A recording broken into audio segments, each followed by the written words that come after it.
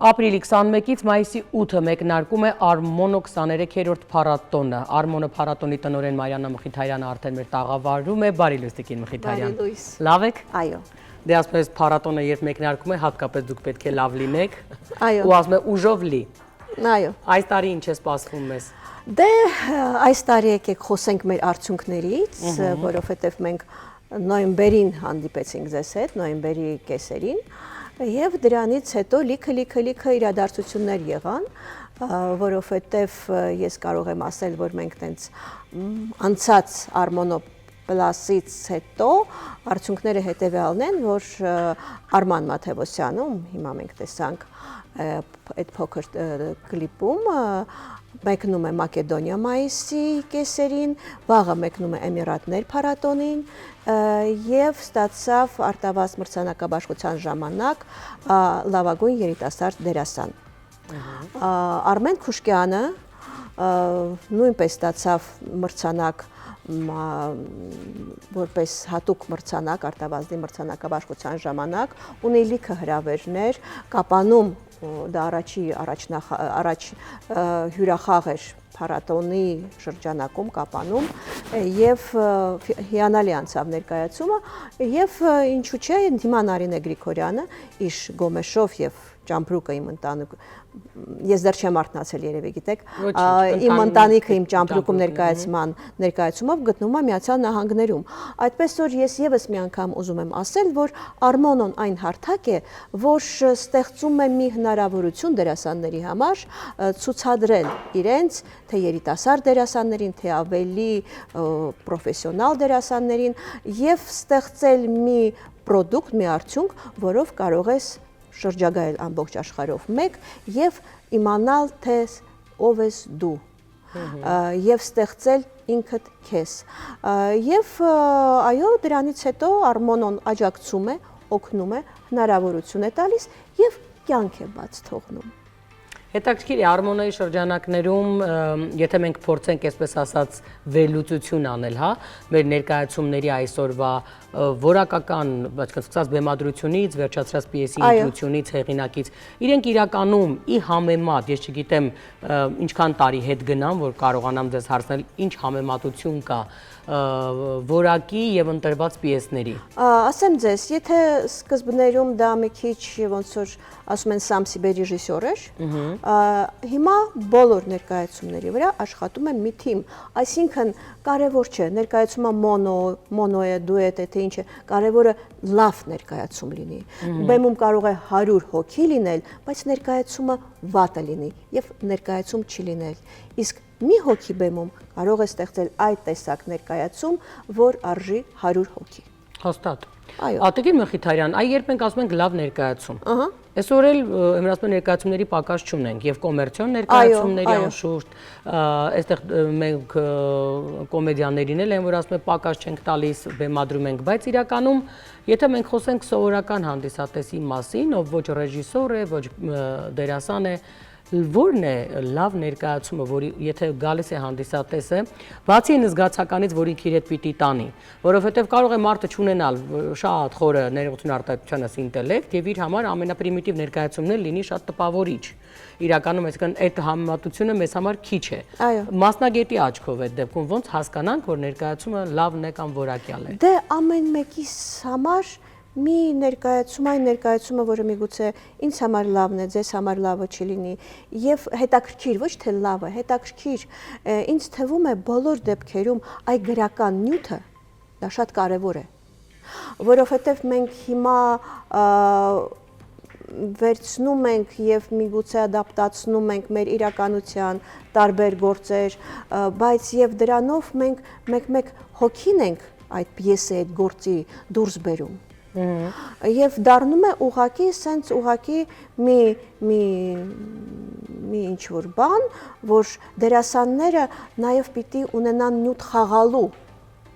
Այ մեկ-մեկ այդ ադապտացումը և բոլոր այդ փոփոխությունները հանում են այդ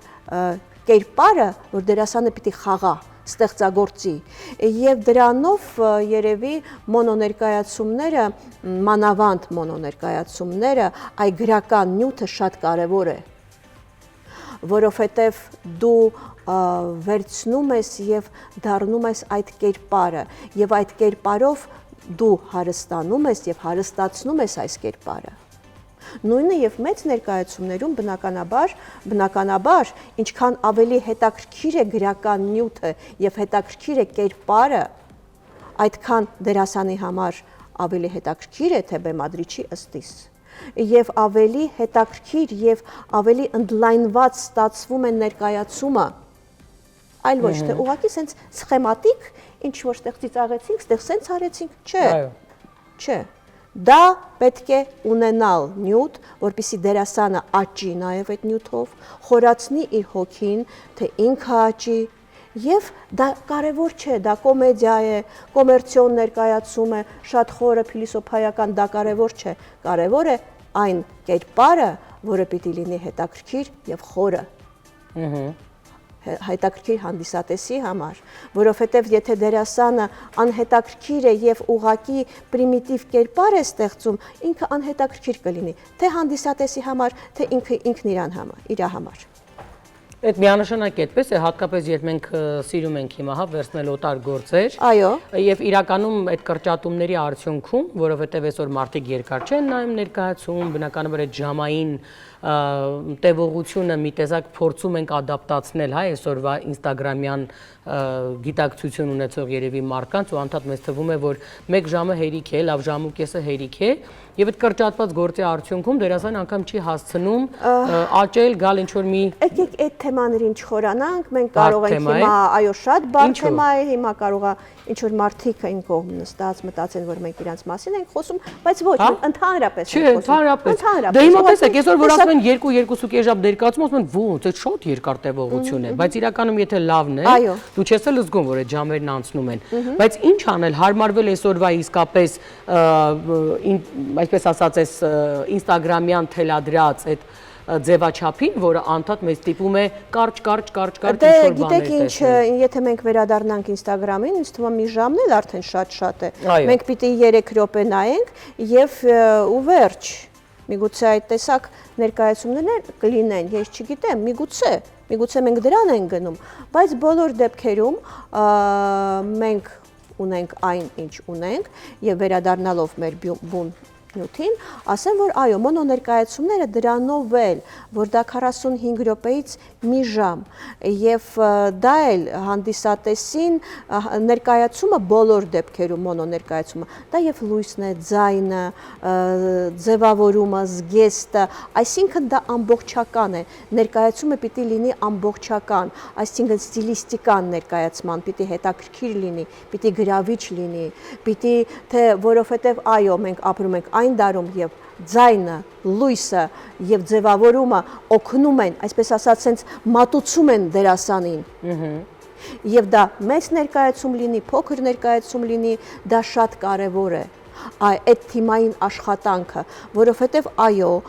մենք Հայաստանում չունեինք լույսային նկարիչ, հիմա արդեն մենք տարբեր թատրոններում արդեն ունենք մենք չունեինք հիանալի ձայնային մասնագետներ, որը նույնպես շատ կարևոր է, որը կարողանում է վարել դերասանի հետ միասին ստեղծել այդ միգուցե միտեղ միկրոֆոն, երաժշտությունը եւ այլն, եւ այդ ամբողջը ստեղծում է ներկայացում։ Մոնո լինի, մեծ լինի, դա կարևոր չէ։ Չէ, հաստատ այդ կարևոր է։ Ինչպես մենք, հա, մեծքան մեր ընտրած պայուսակը, զարդը, հագուստը, մազի գույնը ընդգծում է ստերեոտիպ մեր էությունը, ամեն մեկը իր հերթին իր ճաշակին համաձայն, նույնը հենց այդ ամենն է։ Բայց ես հիմա որ նայում եմ այս ամենի ֆոնին ու տեսնում եմ, թե մենք ինչ որակի ներկայացումներ ունենք, անկախ նրանից իհարկե դրա շուրջ իհարկե միջինն էլ կա,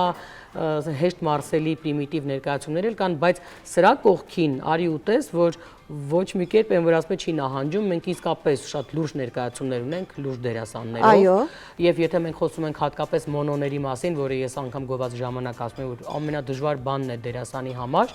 եւ ամենաթերևս այս մասնագիտության մեջ գուցե ինքնավստահ լինելու կամ կայանալու քայլերից մեկը, երբ դու անում ես մոնո եւ լավ ես անում այդ մոնո։ Եվ մենք ես էլի ուզում եմ վերադառնալ գրական նյութին, մենք փառատոնի ժամանակ հաճախ անում ենք ռիդինգներ, այսինքն թատերական ընթերցումներ, եւ այս տարի մենք մի քիչ ֆրանկաֆոն դեպի գնացինք, Մարգարիտ Դյուրասի թարգմանությունները հայերեն, եւ կլինեն նաեւ այդ տեսակ ռիդինգներ, շատ հետաքրքիր, նաեւ մենք բաց չենք թողնում մեր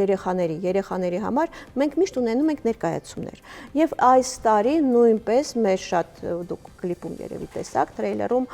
Շունիկով, այո, մեր Նատալի Հարությունովան, որը երիտասարդ աղջիկ է, դա իր երկրորդ արդեն գործը կլինի, եւ ինձ թվում է այդ նոր ներկայացումով, որը գրական նյութ է, հետաքրքիր գրական նյութ է, դա կլինի կունենա երկար հետաքրքիր ճանապարհ։ Բնականաբար մենք ունենք եւ Գյումրիից եւ Վանաձորից ներկայացումներ, որովհետեւ մարզային թատրոնները եւ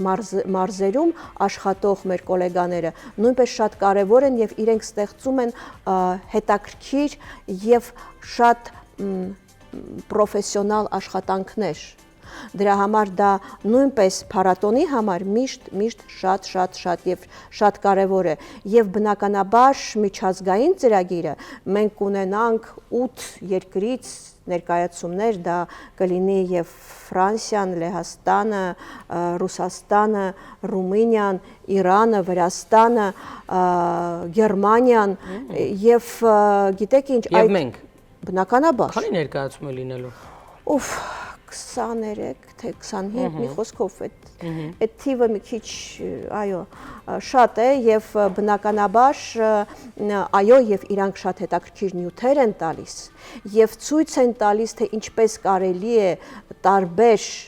հեղինակներով, որովհետեւ գիտեք ինչ հիմա աշխարհով մեկ ստեղծվում են հիանալի պիեսներ եւ այդ պիեսները ադապտացնել, ստեղծել նորը ոչ թե փչացնել, այլ ստեղծել, որովհետև մենք մեր հանդիսատեսը կտեսնի եւ Համլետ, եւ Կավկա, եւ Մեդեյա, եւ հասկանում եք, եւ դա բերում է այն պահանջին, որ դու դառնում ես ավելի պետքա այո ստեղծել այդ տեսակ դաշտ, որ ներկայացումները նաեւ ինչ որտեղ ոչ թե դաստիարակեն, ոչ, այլ բերեն այն էմոցիաները այն մտքերը, որ դու սկսես մտածել տարբեր թեմաների մասին եւ նույնիսկ ծիծաղը կարող է տարբեր լինել, կոմեդիաներն էլ կարող են տարբեր լինել, գրական նյութը, այդպես որ մենք ունենանք շատ հետաքրքիր բազմազան եւ իրոք մեր առաքելությունը, որ մենք ստեղծում ենք ներկայացումներ մեր հանդիսատեսի համար եւ այն, որ հիմա կապանում Սասունցի Դավիթ ներկայացումը ուղղակի փայլուն անցավ, դա շատ կարեւոր է եւ հիմա մենք Աբովյանում նույնպես Խաղա Արման Մաթեոսյանը Էլջերնոն ներկայացումը, մենք մեր հանդիսատեսը փառատոնի համար շատ կարեւոր է, մենք ստեղծում ենք ներկայացումներ մեր ազգի համար, մեր հանդիսատեսի համար եւ ինչու՞ չէ, այո, դա շատ կարեւոր է, որ մեր ներկայացումները դուրս գան եւ ցուցադրեն, թե հայը ով է, ինչ է։ Այո։ Ինչ բեմական հարթակներում են լինելու ներկայացումները։ Մհեր Մկրտչյանի արտիստական թատրոն, թատերական գործիչների միություն, կամերային թատրոն, գեղագիտական թատրոն որպես փոքր թատրոն եւ մենք այս տարի վերցնում ենք նաեւ թանգարանային հատվածը, որովհետեւ գիտեք երևի Արմոնոն սիրում է տարբեր վայրերում ներկայացումներ ցուցադրել, դա կլինի մանկական երկաթուղին, թե դա կլինի թանգարան եւ մենք այդ 5 հարթակը նաեւ կլինի ուրեմն Աբովյանի թատրոն եւ այս 5 հարթակներում կլինեն այդ ներկայացումները։ Մուտքը ազատ է լինելու։ Ոչ բոլորի, ես կարծում եմ մեր հանդիսատեսը կհետևի ներկայացումներին, այո, որովհետեւ եթե մեր հանդիսատեսը կարող է տարբեր ներկայացումներին, որոնք գալիս են ուրիշ երկրներից կամ ստեղծվում են այստեղ վճարել այդ տեսակ մեծ գումարներ եւ դա ինձ թվում է մեր դերասանների համար մեր հանդիսատեսը նույնպես կարող է վճարել եւ դնել տոմս։ Այդ մեծ խնդիր է ոնց հասկանում եմ մեզ մոտ, այո։ Այո, որովհետեւ մենք հրավիրատոմս սիրող ազգ ենք։ Դա պատիվ է բերում, որ մենք հրավիրված ենք։ Այո, մենք գնում ենք թատրոն, մենք հրավիրված ենք։ Հրավիրատոմս։ Ես չգիտեի, որ դա տենց հատուկ վերաբերմունք է ձևավորում։ Այո։ Բայց այն որ մենք տոմս չգնող ազգ ենք, այդ մեկը հաստատ գիտեմ, որովհետև այո, դուք շատ ճիշտ եք։ Եթե հանկարծ բախտները բերի ենթադրենք օտար երկրում լինեն եւ հասկանան, որ ինչ որ լսել են, չնայած գուցե այդքան էլ չի հետաքրքրում, բայց այդ թատրոն գնալը պատիվ է, իրենք հաստատ $100 ավել են վճարում, որպեսզի ներկա լինեն։ Մեզ մոտ շատերն են ասում, որ ծիծաղելի գներ են ներկայացումների վրա, շատ մաչելի։ Դե գիտեք ինչ, բոլոր դեպքերում մենք պիտի հաշվի առնենք, որ այն սոցիալական մեր երկրի վիճակը այդքան էլ փայլուն չի, ըստ իս դրա համար ըստ բոլորի ինձ թվում է։ Այո, դրա համար գոնե մենք պիտի տարբերենք եւ տարբեր ներկայացումների բոլոր դեպքերում այն հանդիսատեսը, ով որ կուզենա դիտել ինչ որ ներկայացում, անպայման կդիտի։ Եվ ես բոլորին հրավիրում եմ եւ եթե որոշ մարդիկ կուզենան, բայց հնարավորություն չեն ունենա հրավիրատոմսի, որովհետեւ բնականաբար այդ ներկայացումների մուտքը կլինի եւ հրավիրատոմսով, եւ տոմսով դիմեք, զանգեք, մենք բոլորին մեծագույն հաճույքով կընդունենք։ Տիկին Մխիթարյան, դերասաններին տրվում է Արմոնոյի շրջանակներում ունենալ մասնակցություն։ Այո, իհարկե։ Ուսանողների ներողություն։ Այո, մենք ունենք։ Այսինքն եթե ինքը դեռ ավարտած չի։ Այո, դեբյուտներ մենք, այդ դեբյուտներ շատ հետաքրքիր դեբյուտներ մենք ունենանք, հետաքրքիր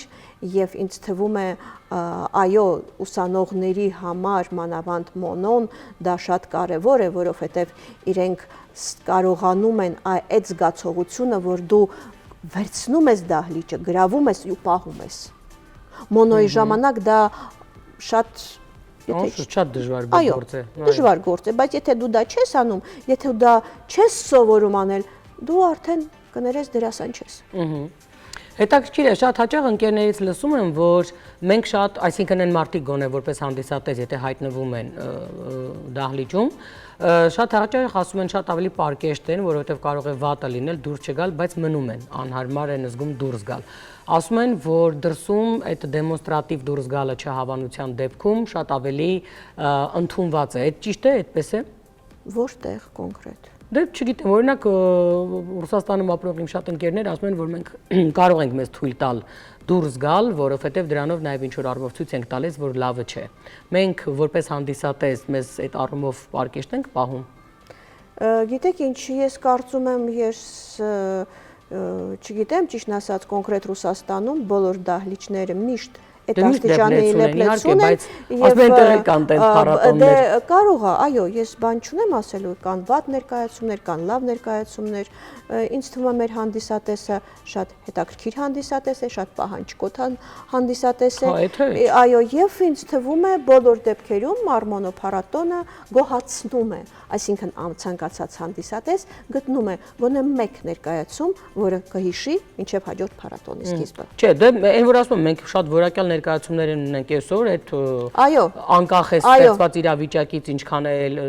ինչ է մեզ շեղում, ինչը չի շեղում, բայց թատրոնը իր բարձր դիրքում շարունակում է մնալ։ Դեռ ավելի բարձր ու ավելի շատ ճաշակով ներկայացումներով ու տաղանդավոր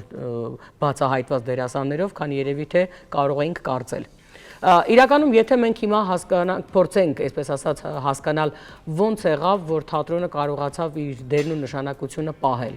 այսօրվա այս ժամանակակից աշխարհում, դա պայմանավորված էր հանրության կրթության զարգացման հաշվին, թե ճիշտ հակառակը դերասանների էլ ավելի տաղանդավոր լինելու, էլ ավելի աշխատելու, էլ ավելի մասնագիտանալու հաշվին։ Ես ուզում եմ ասել, տենց վերադառնանք պատմություն, հիշողություն 1944 թվականին, երբ գնում էր համաշխարհային երկրորդ պատերազմը, Հայաստանում ապրիլին անցկացվում էր Շեքսպիրյան փառատոն,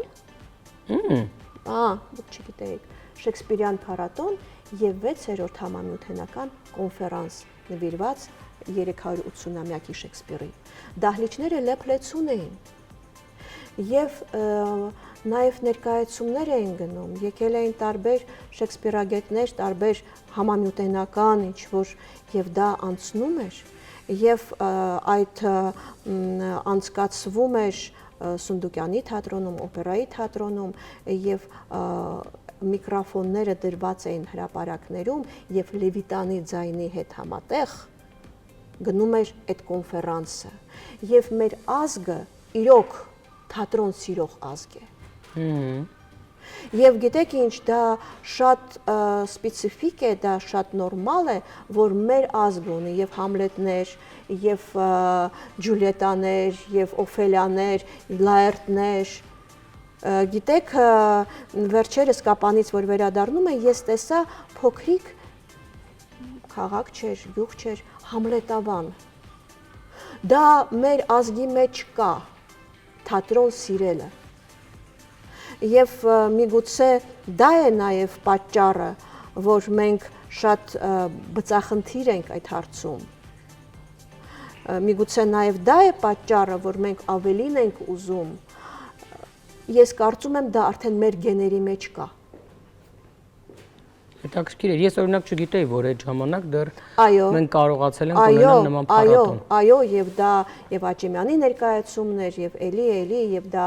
տարբեր ներկայացումներ էին եւ քննարկումներ էին գնում։ Հետաքրքիր է Տիկին Մխիթարյան, այսօր քանի որ ասացիք, որ շատ ժամանակակից ու հաջողված պիեսներ են գրվում,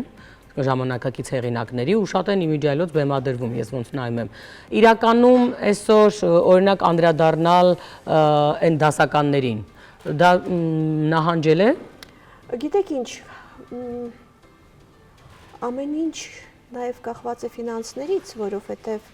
գիտեք, հեղինակային իրավունքները հիմա աշխարհով մեկ շատ խիստ են։ Այսինքն եթե օրինակ Դաստոևսկի բեմադրվի, ինչ է լինելու։ Չէ, Դաստոևսկի չէ, որովհետև այն հեղինակները, որոնք մահացան 50 տարի առաջ եւ չունեն ժառանգորդներ, օքեյ է, բայց եթե դուք վերցնեք հիմա նոր գրված եվրոպացու գրված պիես, որը շատ հետաքրքիր է միգուցե, եւ դուք պիտի թույլտվություն ստանաք, դուք պիտի իրեն վճարեք, արդեն պայմանավորվեք, դուք իրեն վճարում եք, թե նա ձեզ նվիրում է այդ պիեսը, այդ դեպքում նա ձեզ պիտի ուղարկի, որ նա նվիրում է ձեզ այդ պիեսը, եւ այլն եւ այլն։ Ինձ թվում է հիմա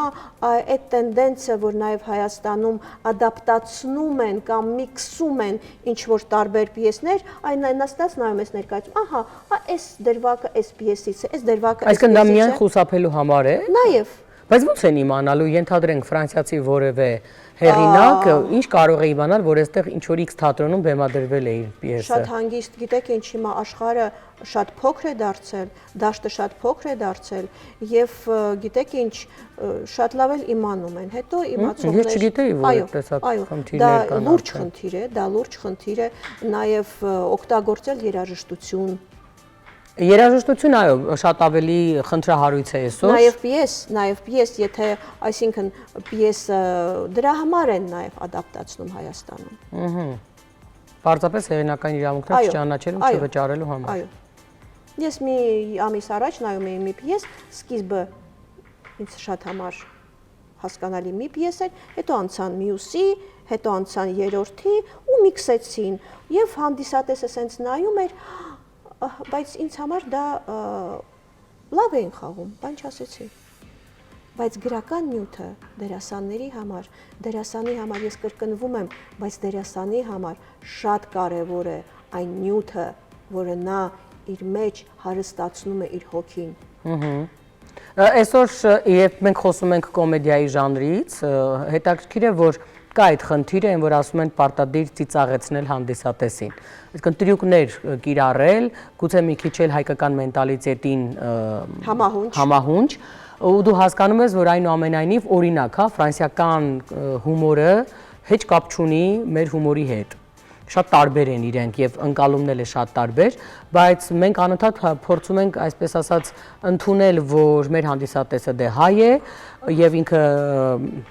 որպես կանոն հաստատ կարող է ծանոթ չլինել այդ պիեսին, ուրեմն եկեք որպեսզի մենք մոտենանք հանդիսատեսին, այսպես ասած փոխենք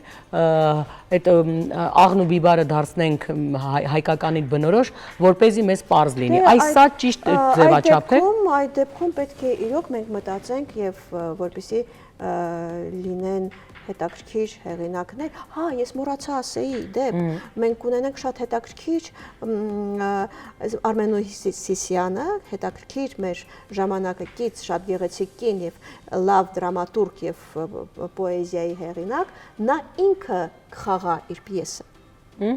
Այդպես որ այդ տեսակ մենք կունենանք, գիտեք ինչ, եւ երևի դրա համար միգուցե հիմա նույն այդ ընդգրկված միջազգային ծրագրի մեջ կան դասական գործեր, որոնք ադապտացված են եւ իրոք թե այդ նույն Մեդեյան վրացական, թե նույն Կաֆկան գերմանական, դա այդ պատմվածքը, որտեղ մարդը կապիկը ուզում էր դառնալ կերպարանափոխության մասին է խոսքը։ Ուզում էր դառնալ մարդ, դառնում է մարդ, բայց ինքը մնում է մեջտեղում, ոչ մարդ է, ոչ կապիկ է։ Եվ այդ գերմանացին նույնիսկ իր գրիմով ամեն ինչով շատ հետաքրքիր է ստեղծում այդ կերպարը։ Մեր լեհ դերասանը, որը վերցրեց լեհական իրենց համար շատ ազգային եւ Միցկևիչին, որը իրանց համար ամեն ինչ է, ստեղծեց դա։ Ինչու՞ չէ մենք ունենք ստեղ նաև մեր երիտասարդները եւ Թումանյան են բեմադրում եւ Սարոյան են բեմադրում, հասկանում եք այդ Համլետը, ռուսական Համլետը կլինի շատ օրիգինալ եւ ոչ ստանդարտ ձևաչափով բեմադրած, այդպես որ ինձ թվում է աշխատել գրական նյութի հետ դա նույնպես շատ կարեւոր է։ Դե այդ լուրջ ասում եք կրթության աստիճան է պահանջում գրական նյութի հետ աշխատել ու մի բան էլ կարողանալ իրեն տրանսֆորմացիայի ենթարկել։ Եվ գտնել քոնը, եւ դարձնել քոնը, եւ մատուցել, եւ նոր շերտեր բացել։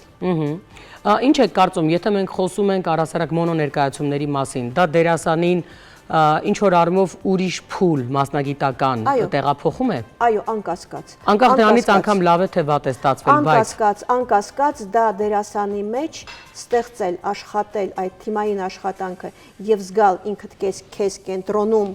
ներկայացման դա բնականաբար բերում է եւ նոր փորձություն, եւ նոր պրոֆեսիոնալիզմ, եւ նոր ինքնաճանաչում։ Այսօր հանդիսատեսը